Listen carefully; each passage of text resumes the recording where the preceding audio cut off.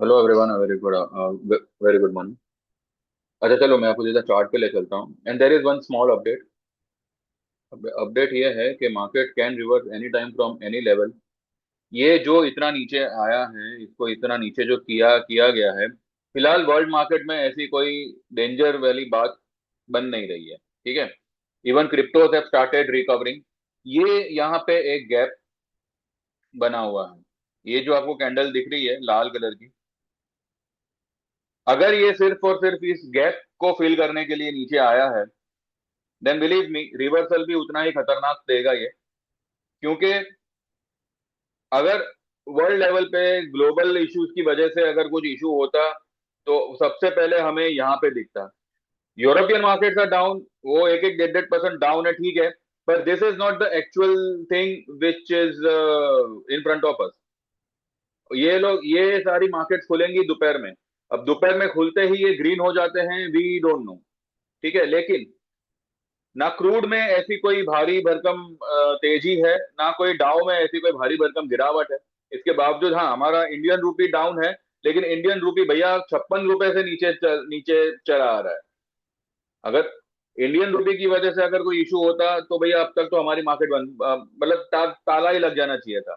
Indian rupee की वजह से pressure, I don't think so इतना मैटर करेगा।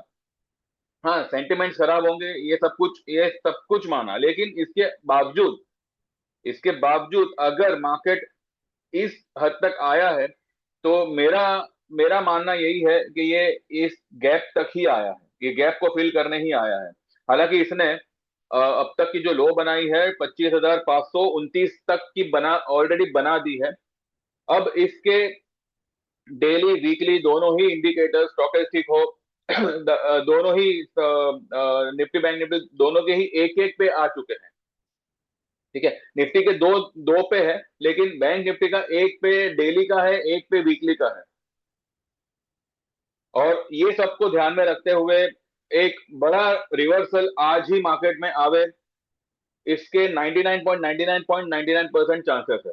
मैंने मेरे ग्रुप में एक बाय ट्रेड रेकमेंड किया हुआ है। और पहले के अप्रैल के तो हम सारे ही मैंने होल्ड ही करने को कहा हुआ है। अब देखिए, यहां तक ये जो मैं आपको चीज दिखाता हूं। पिछले मंडे को जो ये लो बना के मार्केट तेज हुआ था, ठीक है, यहां तक वो आया था 23,777।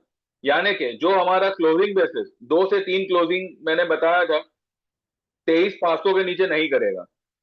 इसने यहाँ पे एक पहली क्लोजिंग करी 23,500 के नीचे, ये वाली कैंडल पे।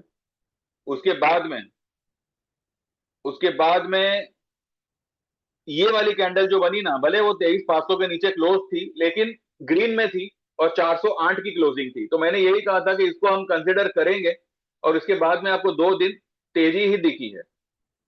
यहां पे हमारी पोजीशन अटक गई।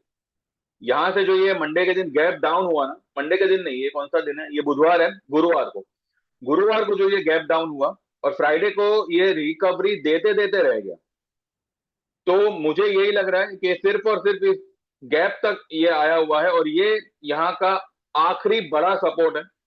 अगर इसके नीचे मार्केट ने क्लोज दे दिया, तो ये सीधा फिर यहाँ तक के दरवाजे खुल जाएंगे, जो मुझे नहीं लगता। मुझे बिल्कुल भी, मुझे तो एक्चुअली अभी जो लेवल्स आए हैं ना, वहां तक भी आएगा वो भी नहीं लग रहा था। लेकिन अब देखिए क्या है कि वो कहते हैं ना कि आप 10 अच्छा काम करो, लेकिन अगर एक आध काम गलत हो जावे, तो आपके पूरे नाम की बैंड बज जाती है। तो सिर्फ मेरी नहीं, मेरे जैसे कई लोगों की, जिनको यहाँ पे एक बाइंग अपॉर्चुनिटी दिख रही है, आज उनको लोग क्रिटिसाइज ही करेंगे। पर टाइम आएगा जब यही लोग ये बात को मानेंगे कि नहीं, यहाँ पे जो हमें गाइडेंस मिली थी वो सही थी, लेकिन हम हमारी हमारी डेढ़ चाणीगिरी की वजह से यहाँ पे वो लाभ नहीं ले पाए जो हम अगर लेते तो हमें क्या मिलता। मैं ये नहीं कहता यहाँ पे हर कोई यहाँ पे बाइंग करो भाई, जिसको लग रहा है मंदी है, आप मंदी में बने रहो। लेकिन जो इंडिकेटर्स कह रहे हैं, जो फिलहाल स्ट्रक्चर बना हुआ है, जो ये यहाँ पे गैप फिलिंग का जो भी प्रोसेस चल रहा है, उसको ध्यान में रखते हुए यहाँ से एक बड़े रिवर्सल का मुझे यहाँ पे दिख रहा है। और फिलहाल फिलहाल अगर मैं मेरी बात करूं तो 5 लॉट निफ्टी के मेरे पास में भी है, जिसमें से 3 मार्च के हैं और 2 अप्रैल के हैं, जिसमें से एक मैंने अभी ऐड किया हुआ है। और बस यही देखना है कि आज मार्केट की क्लोजिंग कौन से लेवल से उठती है, यानी कि कौन से लेवल से उसकी उसका घूमना शुरू होता है और किस लेवल तक वो आता है। पर यहां से market any time at any moment from any level it is going to rise. तो ज्यादा लंबा नहीं, लेकिन हमने जो है थोड़ा मतलब, मैं ये नहीं कहता कि हमने मतलब 26,000 25,000 के कॉल लिए हैं, लेकिन एक ज्यादा ज्यादा लंबा नहीं और ज्यादा नजदीक का नहीं, लेकिन मैंने एक यहाँ पे ट्रेड रेकमेंड किया है। अब देखते हैं किस तरह से क्या होता है, और वो हिसाब से फिर हम 3:30 के बाद डिटेल में विल टॉक, ठीक है। चलो, thank you very much, bye bye, take care. और 3:30 के बाद ही मुझे एक छोटी सी बात और करनी है, वो मैं तभी करूंगा।